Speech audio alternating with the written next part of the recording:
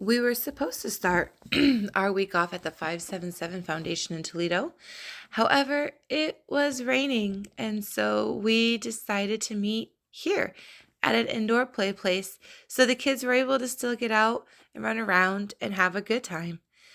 And even little Norman really enjoyed his time. He was so excited. This kid didn't know what to do. He didn't know if he was supposed to go forward, backwards, or to the side. But he even tried keeping up with his older siblings. Hi, my name is Sonia. I'm a homeschooling, homesteading, spirit-filled, Torah-keeping mother of 10, and you are watching IHN Homestead. Colossians 3:23 states, "And whatsoever ye do, do it heartily, as to the Lord, and not unto men." The next day was a beautiful day, so I loaded up the kids and we decided to head to our garden that is in town. The lady that owns the property, her name is Miss Nancy. She informed us that the blackberries were ready for picking and that we should try to get to them before all the birds did. So that is what we are on our way to go do.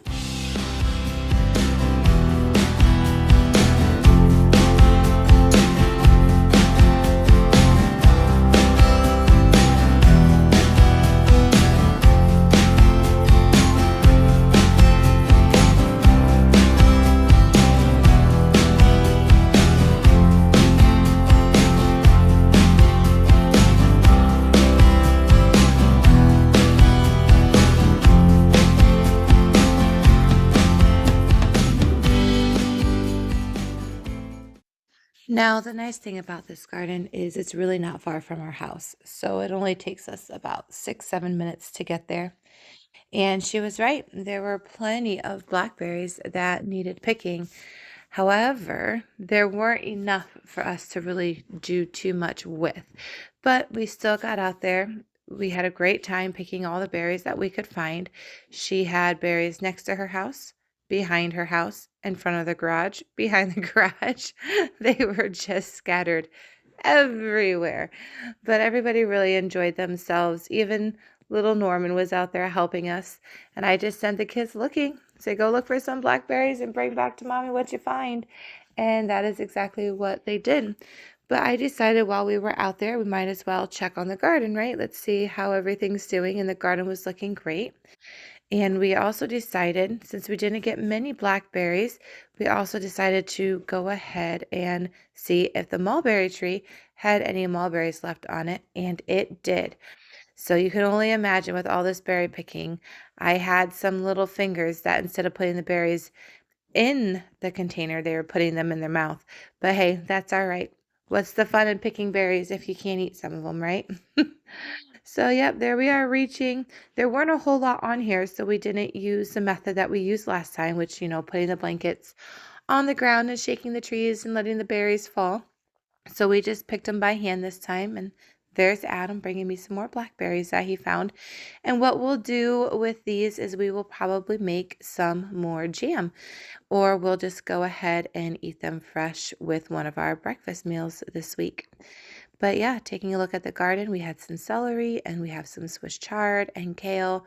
We have kohlrabi and cabbages. Everything is coming up really nice and it looks really beautiful. So I'm very happy with the way the garden is turning out.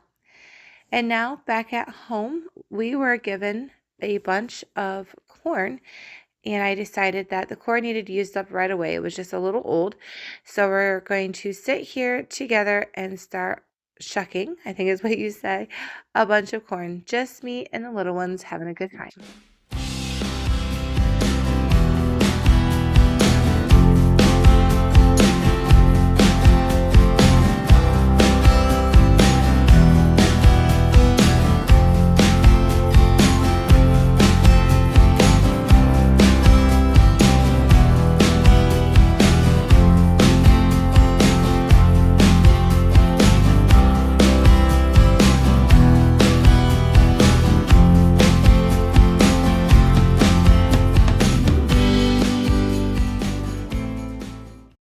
Oh dear, you guys. That kid is really something else.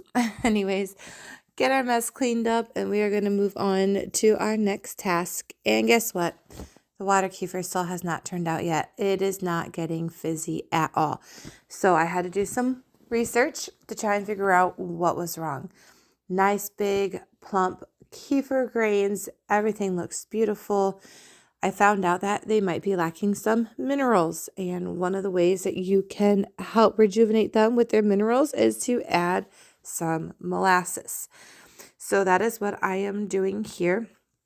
I strained off, again, all the old water and kept all the kefir grains. And then I'm adding about a tablespoon of molasses per a half-gallon jar. And then I'm also going to still add a little bit of sugar, just not as much. Instead of doing 1/4 of a cup, I'm probably going to do about 1/8 of a cup of sugar per jar. Once I get all that done, I will add a little bit of water and get all of it stirred together to make sure that the, excuse me, if my voice is just a little off, to make sure that the molasses and the sugar both dissolve together really well. And then we'll go from there and we'll see what happens. Now again, water kefir is a really good natural probiotic, and it's just a very refreshing, I'm going to call it a sparkling beverage during these hot summer days. So this is something that I am not going to give up on. I am going to figure this out because I really do not want to throw away all those kefir grains and have to start over from scratch. But I'm adding the kefir back into the jars. We'll get them topped off, get them refilled. We're going to cover them again with our coffee filters, hold them on with a rubber band, and put them on the counter for another 2 to 3 days to see what happens.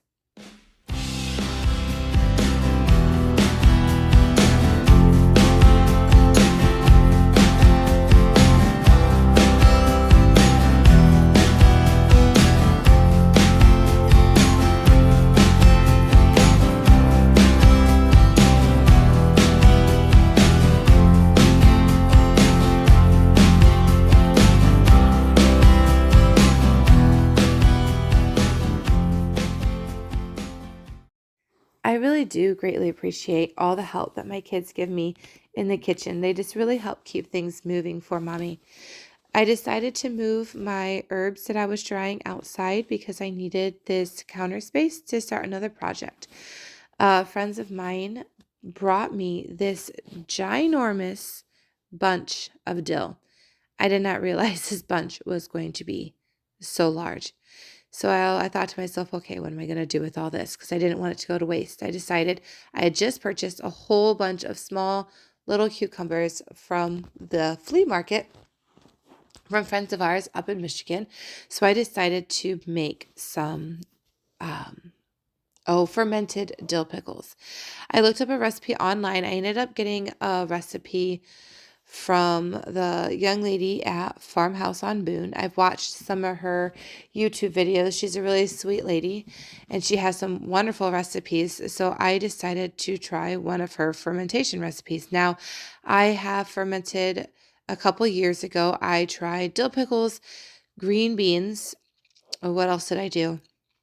Oh, I did sweet corn, and I also did zucchini, and it was not a family favorite.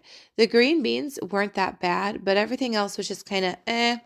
I even tried doing a fermented salsa, and nobody liked that either.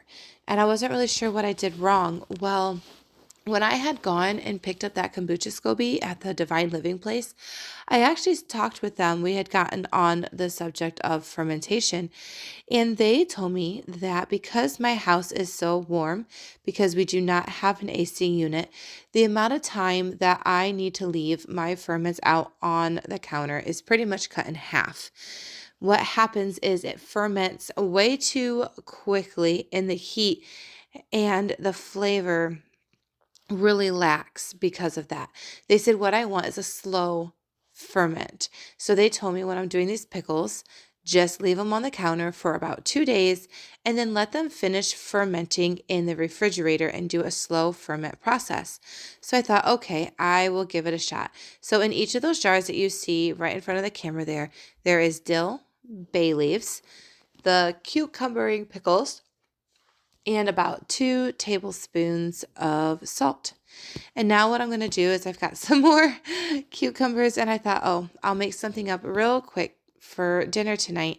And I am making some cucumber salad. It is one of the family favorites. Not everyone's favorite, but a family favorite. And I just do cucumbers. I slice up some onions real thin. I add mayonnaise and vinegar, and then about 1/4 of a cup of sugar. And I'll just get all that mixed together, and then we will set that in the refrigerator and let it cool until it is time to eat for dinner. And of course, I have all the kids around me. Everyone's helping. We're just talking, having a good time. And oh, yes, of course, can't forget, I added the dill too. I was trying to find different ways of using up the dill. So we added some fresh dill to our cucumber salad, and it added a really, really nice flavor to the cucumber salad that everybody did end up enjoying. And as I get this put together, I got my little helping hands, and then I'll also have some little thieves that like to come in and snitch on mommy's food all the time, including myself. I can't help it. When something's good, you got to try it right before you put it on the table to make sure it's perfect.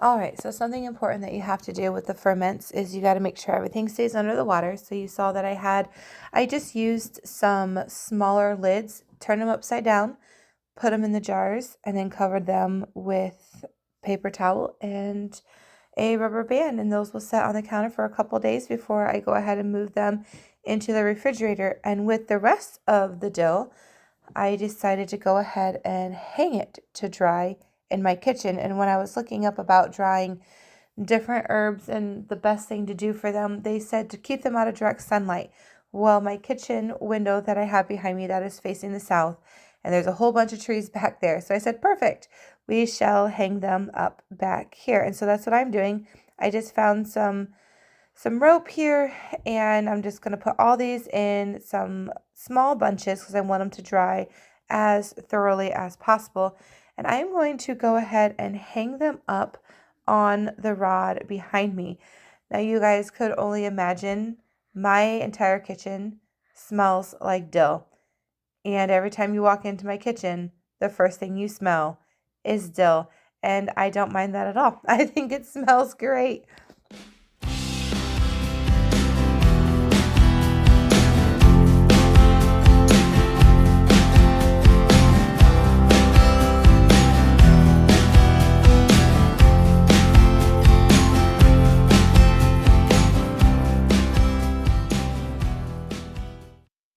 Alrighty, moving on. The next project we had to work on was getting some milk used up. And I had a lot of milk that needed used up. So I'm going to show you a little bit of what I do in a day's time when I have a lot of milk that I need to go through so it does not go bad. So the first thing I'm going to do is I got this gallon jar here. I removed some of the cream off the top of it, and now I'm going to pour it into a fresh gallon jar because this is going to set on the counter for 2 to 3 days to be used as cottage cheese for later on.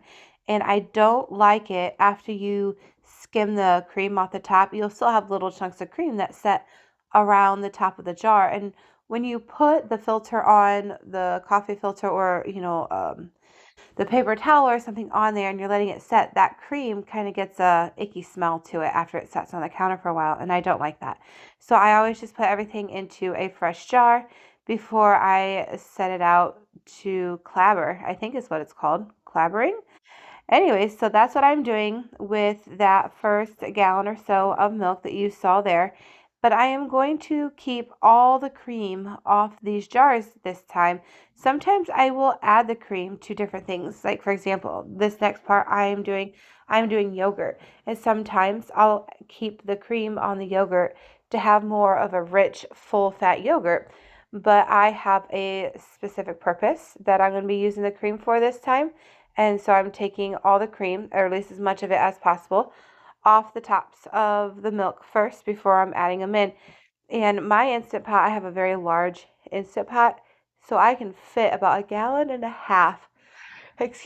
worth of milk in the Instant Pot for my yogurt. And so I'm going to take the seal out. They said you don't need the seal when you're processing your yogurt. And I really like my Instant Pot, again, because it has that yogurt function and it saves me a lot of time of trying to have to figure out how to do it on my stovetop or in my oven. I have a friend of mine that does it and she has great success with it, but I like this. It has a button that says yogurt and that's all I have to do. So I'm going to put this on the counter and hit that yogurt button until I see the word boil and just let it do its thing. And then next what I'm going to do again is I have about 1.5 gallons left of milk right here. And I am going to scoop off the cream on top and then pour this milk into this stock pot. And I am going to try my hand and we're going to make some farmer's cheese. Now, farmer's cheese is not a favorite, but it is good to use as a little snack, maybe cheese and crackers for lunch, or you could crumble it up and sprinkle it on your salads as well. And there's a lot of different ways that you can season the farmer's cheese, so we try different things with it. And now what I'm going to do is I am going to process all that cream that I took off, and I had a nice thick quart jar of cream, and I'm going to put that in my blender. Now you've seen in previous videos that you can either use the blender method, or if you want a really good arm workout, you would take that cream that's in that jar and you would separate it between 2 quart jars. You don't want to try and shake the jar of cream when it's full. It needs to have space to slosh around and to move around. But if you wanted a good arm workout, separate that cream into 2 quart-sized jars and shake away. It will take a while, but again, you'll have some nice arms by the time you're done. However, I decided to do it the easy way. We put it in the blender. It only took me 3 minutes, 3 spins, and that is what it looked like, and it is ready to be strained and rinsed out under some cold water. Now, you can get what's called butter paddles, and you can use that to do your butter. I just do everything by hand, and it works just fine for me. So I strained out the whey from the butter. That's it's your buttermilk, and you could use it for your pancakes, muffins, whatever you'd like. And what I do is I get the water running and I let it run for a little bit and I get it nice and cold. I'm going to make sure that I have all that butter out of that strainer, and look at all that butter, guys. That is a lot of butter. And I am going to just run this butter under the water and press it to try to get out as much buttermilk as possible. The buttermilk will actually cause the butter to spoil more quickly, and that is not what I want. Even though I'll go through this butter pretty darn quick with all my kids, I still want it to save for as long as possible in my refrigerator. And once it's all done, I put it in a dish and we'll put that in the refrigerator to cool. After moving into our current home, we realized that the local airport every year hosts a 4th of July fly-in, car show, and pancake breakfast. And so this 4th of July morning, we went out and to watch the fly-in and all the airplanes, and you get to walk in between them. You get to look at them. The pilots are there. Some of them allow you to ask questions about their aircraft, and it's a really good time. And this airplane, I should say, that you see right here is waiting his turn because that other airplane just landed. So we kind of got stuck here for a little bit. The little kids wanted to watch everything come in and out and to watch the process. And so that airplane is currently being directed so that it can get parked. And then once it has some room, this airplane is going to go ahead and head out. And then as this one's heading out, you are going to see a helicopter fly in next. And that helicopter was actually taking people out for rides. You could pay, oh my goodness, $50 per person, something we did not do, for a helicopter ride. And then you just saw another airplane take off. Oh my goodness. It was such a busy day, but you can imagine how the kids were just fascinated by everything. It was really, really a good time. We also visited the one hangar bay where they had two different airplanes parked and torn apart so you could see their insides. You could see the engine and the motors and the different spark plugs and things like that, and get a good look at how things are ran. We then took a ride through the car show, and here are some of the really cool cars that the kids and I got to see.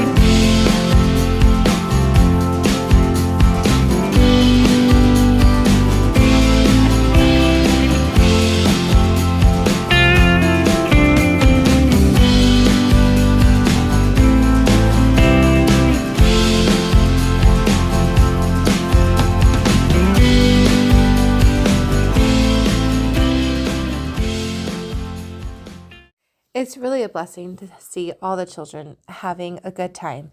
So we stopped for some refreshments and a picture before we left. Now back at the house, my yogurt is done. I got it stirred around so you could see the separation there. You had a little bit of whey and a whole bunch of yogurt. And so I'm going to get this strained out. This is a yogurt strainer that I had found on Amazon and I really like it. So I put some of the yogurt in there, and you can see if you look real close, some of that whey is already straining, dripping through to the bottom. And then what I'm going to do is we'll get the lid on that, and that'll go in the refrigerator, and that will strain it and make it into a really thick Greek style yogurt I can add to my smoothies, or I could even end up making a cream cheese out of if I wanted. And then I'm going to take some yogurt and put it into this little jar here, and this will be my starter culture for my next batch of yogurt that I make. I always add about, I think 6 tablespoons worth of starter culture to my 1.5 gallons of milk that I put in for the yogurt. And we'll get a lid on that, and that'll go in the refrigerator as well. And then with the rest of the yogurt, we're just going to get a small dish out.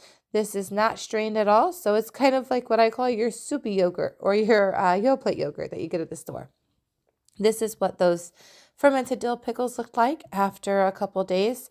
So I got those labeled, and we're going to get those in the refrigerator, and I'm going to let them set for a while before I pull them out to try. And what a better way to end the week with the 4th of July weekend than with some sparklers for the children. And they had a great time.